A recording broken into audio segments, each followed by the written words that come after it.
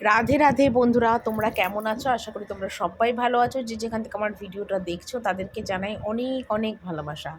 তো সকালবেলা ঘুম থেকে উঠেছি বেশ অনেকক্ষণ আগে। তো উঠে আছি যখন, তখন বাবুও ঘুম থেকে উঠে গেছে, কিন্তু ঘরের কেউ এখনও ঘুম থেকে ওঠেনি। তো তাই ভাবলাম নিজের কাজগুলো সকাল সকাল সেরে ফেলি। যে কাজটা দুপুরবেলা রান্না খাওয়ার পর আমি করি, তো সেটা ভাবলাম সকালবেলাই করি। আর সেটা হলো আমার ঘরের বিছনা তোলা, যেটা একটা মানে প্রধান কাজ আমার মনে হয়। আর বিছনা আমার গুছানো থাকবে, টিপটপ থাকবে, পরিষ্কার থাকবে, আমার সেটাই ভালো লাগে। তো সকালবেলা উঠেই দেখো বিছনার চাদরটা চেঞ্জ করছি। বালিশ ওষারগুলো আজকে চেঞ্জ করব না, শুধু মাথার বালিশের দুটো চেঞ্জ করব, আর বাকি কিচ্ছু চেঞ্জ করব না। আর অনেক জামা কাপড় রয়েছে, মানে 3-4 দিন ধরে মানে কাচা ধোয়া করেছি, ভাঁজ আর করে উঠতে পারিনি। ভাঁজ করতে পারিনি কেন, সত্যি কথা মানে হাতে আমার সময়ের এত অভাব হয়ে গেছে এখন, যে আমি ভিডিওটাতে ঠিক টাইমে এডিটিং করব, আমি সেটা পর্যন্ত করতে পারছি না। মানে এত আমার মানে কাজের চাপ, এত কাজের প্রেশার আমার বেড়ে গেছে। তো যাই হোক, এখানে এখন বিছনার চাদরটা চেঞ্জ করে দিচ্ছি। আর যেহেতু এখন গরমকাল পড়ছে, সেই জন্য 2-3 দিন ছাড়া ছাড়াই আমাকে জামা কাপড় মানে বিছনার চাদরটা আমাকে চেঞ্জ করতে হচ্ছে। কেননা একটা ঘরের মধ্যে থাকা, খাওয়া, ঘুমোনো সমস্ত কিছু, কেন আমার আলাদা কোনো ঘর নেই, আমার নিজস্ব পার্সোনাল ঘর বলতে সেই একটাই। তো যাই হোক, সেই সকালবেলা উঠেই দেখো বিছনার চাদরটা যেগুলো সব চেঞ্জ করছি। আর যেহেতু কেউ ওঠেনি, সেই জন্য এই কাজটা একটু সেরে নিচ্ছি। নয় রান্না খাওয়ার পর কিন্তু আমাকে আবার এই কাজটা করতে হবে। তো সেই জন্য আর আমারও না ওই সব কিছু করে আসার পরে সারাদিনে শরীর এতটা টায়ার্ড থাকে যে আমার তখন আর ইচ্ছা করে না বিছানার চাদর চেঞ্জ করতে। আর সেটা চেঞ্জ করতে করতে তখন সন্ধে হয়ে যায়। তো যেহেতু আজকে সময় সুযোগ হলো, তো ভাবলাম চলো সকালবেলাই আগে করে নিই। আর সকালবেলা উঠেই যদি এই ঘরের কাজগুলো সেরে নেওয়া যায় না, তো সারাদিনে অনেকটা কাজের চাপ কম হয়ে যায়। তো যাই হোক, তারপরে বিছানায় চাদর টাদর চেঞ্জ করলাম, তারপরে শোকেসের ওপরটা একটু মুছে নিচ্ছি। কারণ এখানে আমার রোজকার জলের বোতল, ছেলের জলের বোতল, তারপর চা মানে গ্লাস ট্লাস রাখি, মানে জল খাওয়ার জন্যে সেগুলো রাখি। তো একটু ধুলো ধুলো হয়েই যায়, কারণ রাস্তার ধারে ঘর তো, আর সারাদিন গরমের জন্য জানলা দরজা খোলা থাকে। তো সেগুলো সমস্ত দেখো এখানে পরিষ্কার করে সুন্দর করে গুছিয়ে রাখছি। সকাল সকাল এই কাজগুলো সারলে না মনটা অনেকটা ভালো লাগে, আর কাজটাও করতেও ভালো লাগে, মনটা অনেকটা ফ্রেশ হয়ে যায়। কারণ আমার সকাল থেকে উঠেই চিন্তা থাকে ভিডিও করব, ভিডিও বানাবো, তারপর সেটাকে এডিটিং করার চিন্তা, অনেক কিছু চিন্তা মাথার মধ্যে থাকে। তো সেই জন্যে সেটা করার জন্যেই আরও আর তাড়া থাকে। তাও তো এখন রোজ আমি ভিডিও এডিটিং করতে পারছি না, কারণ কী বলতো, মানে বিকেলবেলার টাইমটা এডিটিং করতাম, আর এখন কি হচ্ছে সকালবেলাতে মানে বিকেলবেলা করে ছাদে চলে যাই রিল করার জন্যে। তো সেই জন্যে না মানে করে উঠতে পারছি না, মানে এত মানে হাতে আমার টাইমের শর্ট হচ্ছে। মানে রাত্রিবেলায় রান্না বান্না থাকে, মানে মানে আমার উপর চাপ পড়ে গেছে, আমি তোমাদের বলে বোঝাতে পারবো না। কিন্তু সত্যি কথা, আমি একটা লক্ষ্যে পৌঁছানোর জন্যে আমাকে যত দূর যেতে হয় আমি যাব, এবং যেরমভাবে করতে হয় আমি করব। মনের মধ্যে একটা অদম্য বিশ্বাস আর একটা জেদ কাজ করছে, একটা লক্ষ্য কাজ করছে যে আমাকে এটা করতে হবে। সবাই যদি পারে আমি কেন পারবো না, এটাই আমার মনে ধীর বাসনা, ধীর চিন্তা, যে সবাই পারলে আমি কেন পারবো না। আমার পাশে যখন দাঁড়ানোর মতন কেউ নেই, সাপোর্ট করার মতন কেউ নেই, তাহলে আমারটা নিজেরটা করতে হবে, বুঝে নিতে হবে। তো এই চিন্তাধারা নিয়েই কিন্তু আমি কাজে হাত দিয়েছি। দেখা যাক আমার মা আমার জন্য কী করে। নিশ্চয়ই মা আমার পাশে থাকবে, এটা আমার বিশ্বাস, ভরসা। সে থাকবে, এবং সে যে সবসময় থাকে আমার পাশে, সেই বিশ্বাসটা আমার সবসময় থাকে। তো যাই হোক, অত জামাকাপড় দেখতেই পাচ্ছ, সকালবেলা এতগুলো জামাকাপড় ভাঁজ করতে গিয়ে আজকে আমি হিমশিম খেয়ে গেছি। এত জামাকাপড় ছিল আজকে, মানে প্রচুর জামাকাপড় যাকে বলে। মানে 3-4 দিন জামাকাপড়, বুঝতেই পারছো, কারণ আমি রোজকার জামাকাপড় রোজ কাচি, আর রোজ কাচতে কাচতে 3-4 দিনে প্রচুর জামাকাপড় থাকে। তারপরে গরম পড়েছে, এত গরমের মধ্যে যেন কাজ করতে এত আলিশি লাগছে। ঘরে পাখা ছেড়েছি, তাও যেন মনে হচ্ছে যেন মানে গায়ে হাওয়া লাগছে না, এত গরম, এত গরম। তো যাই হোক, সমস্ত জামা কাপড়গুলো এখানে ভাঁজ করলাম।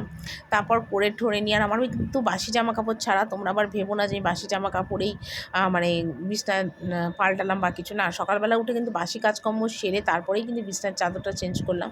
তারপর নিচে চলে এলাম, আর সেখানে কাটতে কুটতে বসে গেছি, কারণ আজকে হবে ডিমের ঝোল, আর হবে পোস্ত, মানে সর্ষে পোস্ত বাটা দিয়ে কাতলা মাছ রান্না হবে। তো আমি এখানে একটু কেটে কুটে গুছিয়ে নিচ্ছি, আর ওদিকে কিন্তু ভাত আর ডিম সিদ্ধটা কিন্তু আমি দুটো গ্যাসে দুদিকে বসিয়ে দিয়েছি।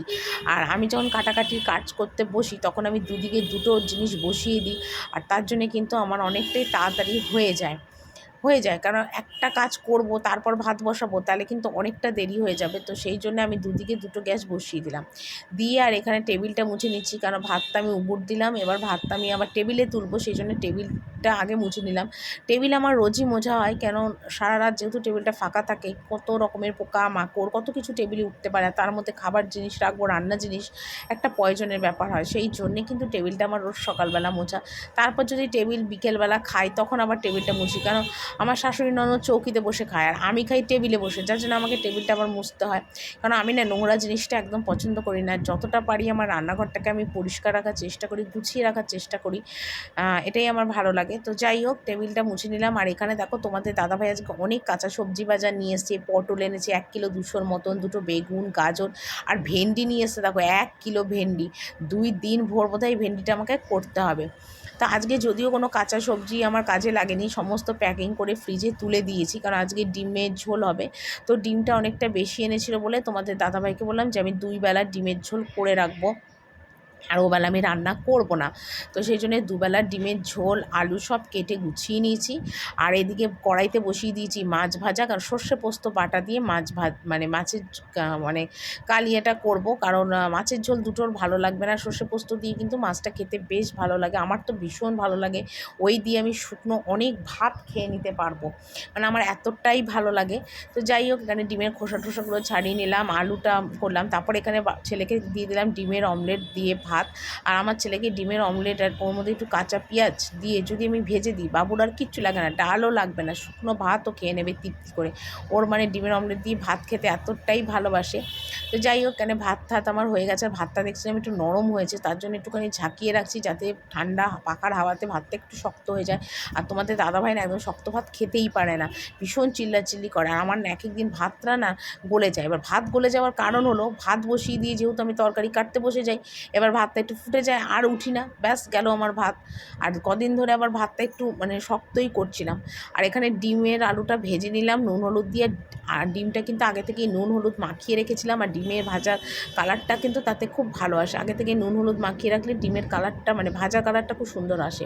আর ডিম ভাজতে না আমি কিন্তু খুব ভয় পাই, কেন বলো তো, আমার মনে হয় কি ডিম যদি ফেটে চোখে মুখে চলে আসে, এরকম আমার মনে হয়। তো যাই হোক, ডিমটা এখানে ভেজে নিলাম, নেওয়ার পর দেখো এখানে মশলাটা কষিয়েছি, আর ডিম ভাজার কালারটা দেখেছো কি দারুণ এসছে, যেন মনে হচ্ছে লঙ্কার গুঁড়ো দিয়ে ডিমটাকে ভেজেছি, এত সুন্দর কালার এসছে। তো যাই হোক, এখানে আলুটা আর ডিমের সব মশলাটা দেখো কষিয়ে নিলাম একদম ভালোভাবে।